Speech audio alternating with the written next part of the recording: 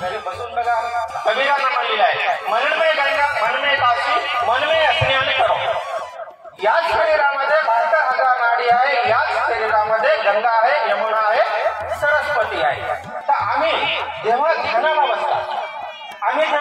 बसतो, तेव्हा ती आमच्या मात्र सुषुम्ना शक्ती जी आहे, नाडी आहे ती, तेव्हा ते ध्यानामुळे ती जागृत होते. त्या ध्यानामुळे काय होते, जागृत होते आणि त्याच्यामधून माणूस थोडा हलायला लागते, बोलायला लागते, कोणी लढायला लागते. हे त्याच्या पहिल्या क्रिया आहे, त्याची पहिली ती पायरी आहे. आणि असंच आम्हाला जर आम्ही हळूहळू बसायला लागलं समजा, तर काही दिवसाला आम्हाला की त्याच्यामधून काही क्रिया घडायला लागतात.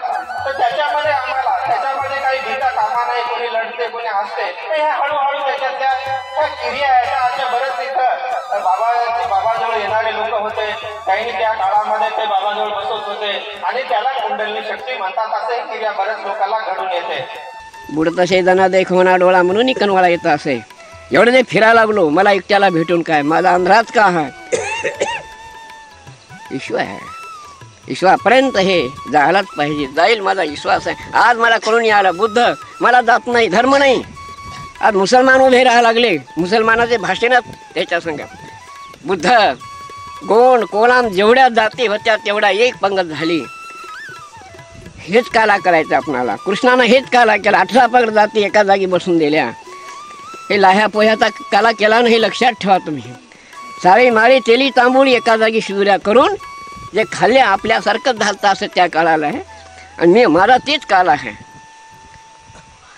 पोह्याचा काला नाही, हे काल आहे. सर्वत्र एक भावनेवर आणायचं आपणाला.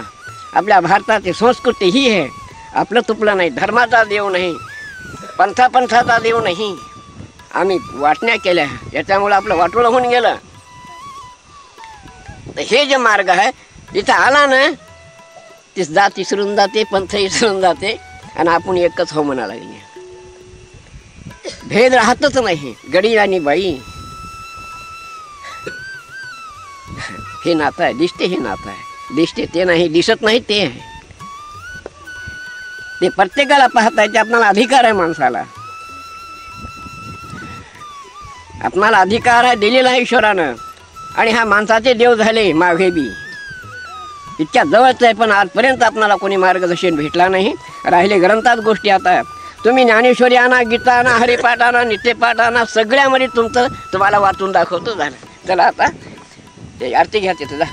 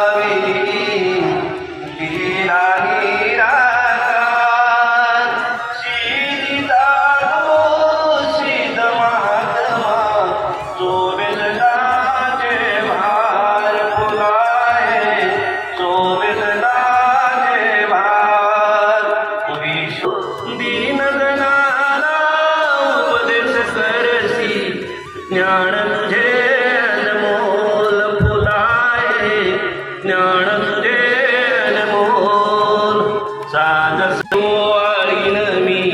आरती पंचे